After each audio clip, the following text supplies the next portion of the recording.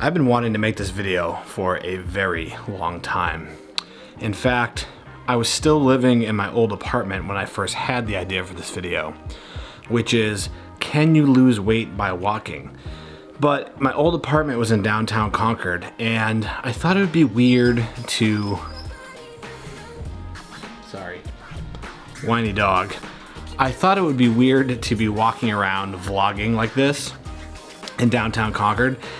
Even though I'm used to being on camera, I'm still not used to being out in public filming myself and being, talking to the camera while I'm filming myself. So I wanted to wait until we moved out into the woods here. And last week was our 1-year anniversary in our new house. So yeah, I've been wanting to make this video for a long time. Can you lose weight by walking? So while we make this video, let's take this little guy over here for a walk. So I started coaching in 2005, and back then I was 20 years old, and like most 20-year-olds, I was a pretty intense guy, and I thought that the people that I saw walking laps at the mall, or if I saw someone in exercise gear on the sidewalk walking, I just thought that was kind of silly and a waste of time. I thought that really hard workouts were the only thing that you needed, and if you weren't killing yourself in the gym and just going crazy with the workouts in the gym and always up in the intensity, that you were wasting your time. But with many years of experience, I've become much more knowledgeable about exercise and fitness in general. And one thing that I've learned about is the importance of getting a good amount of steps in every single day. Before we dig into that, let's talk about what exercise really is. In reality, exercise is just a replacement for all the physical activity that we don't do anymore. You see, the human body has evolved to hunt, gather, fish. If you have to travel, walk, or run, you have to build your own shelter, you have to maintain your own shelter. All these things require a lot of physical aptitude, and we just don't do that anymore. We wake up in the morning, we have a raised bed so we don't even have to get up off of the floor, and then we get into our car, we drive to work. Many of us have a desk job, we sit all day, we get back into our car, we drive home, and when we get home we sit on the couch and watch TV or play on our phones or play on a computer. Some people say that smoking is like sitting is the new smoking, I guess is the term. Obviously, I think that's a bit foolish because no one needs to smoke, but all of us do need to sit at some point. Sitting is a natural part of being a human. However, it's not necessarily the sitting that's the problem, it's the complete lack of other physical activity. So in reality, that's kind of what the gym replaces. The gym replaces all of that physical activity. One thing exercise isn't great at replicating, however, is walking.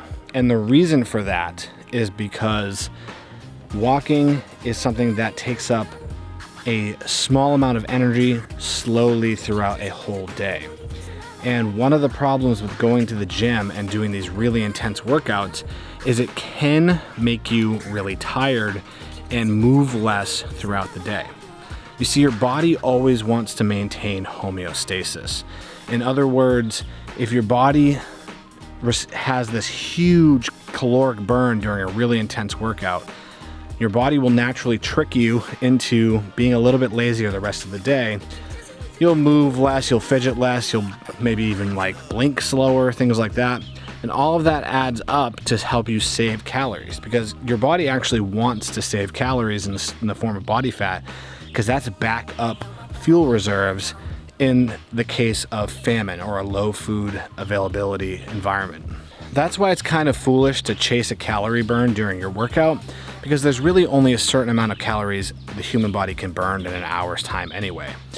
And the difference between a moderate workout and a really intense workout in terms of calorie burn probably isn't enough to make it worth it. So your workouts should be focused on developing other attributes or skills.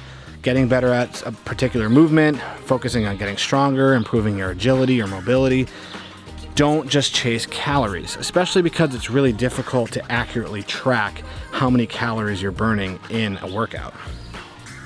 Walking has a ton of additional benefits on top of adding a more calorie burn to your day. It's really good for recovery, blood flow, circulation. If you're feeling really beat up and sore from a workout the day before, I guarantee going for a walk is going to help relieve a lot of that soreness. Another thing that walking is great for is improving your aerobic health.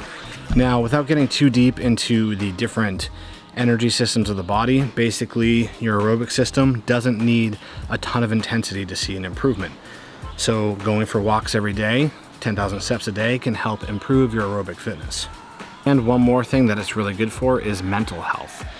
If you've been locked down recently, which if you're watching this video, you probably have been, you'll know that getting outside, getting fresh air, being outside in nature has a huge impact on your mental health. One of the great things about walking is it doesn't really take much out of you. So even if you're already working out really hard a few times a day, doing a 10,000 step day every day isn't going to beat you up.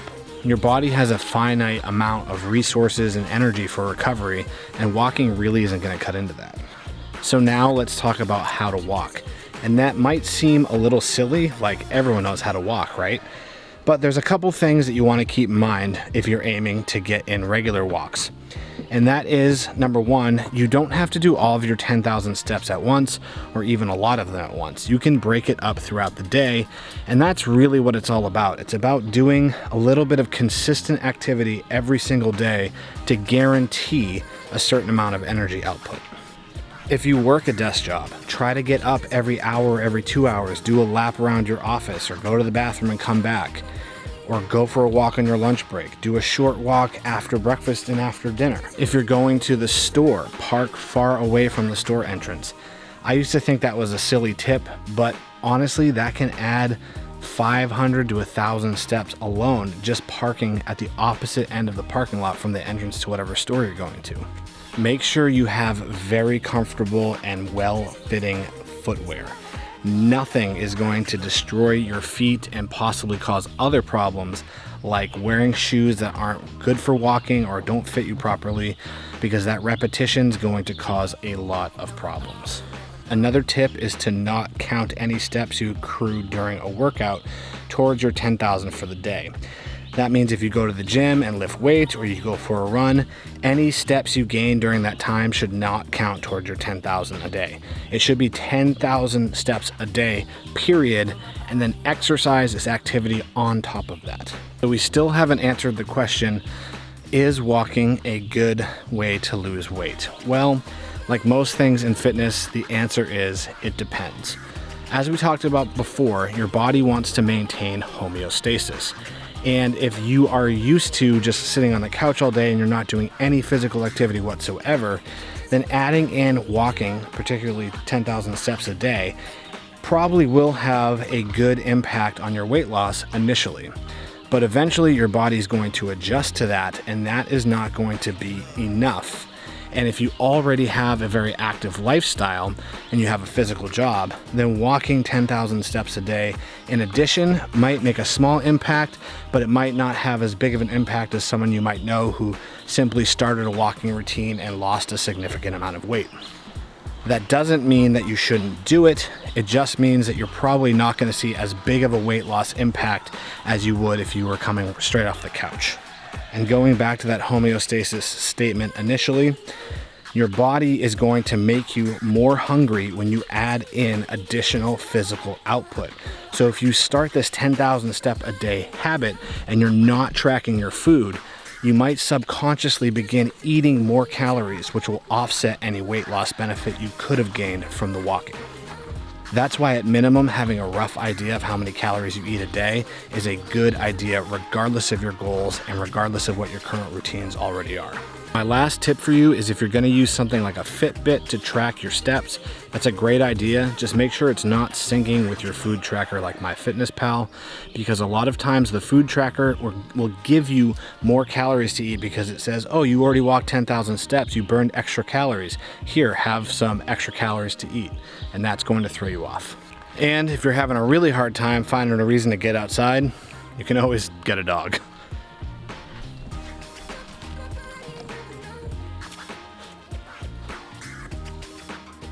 Okay.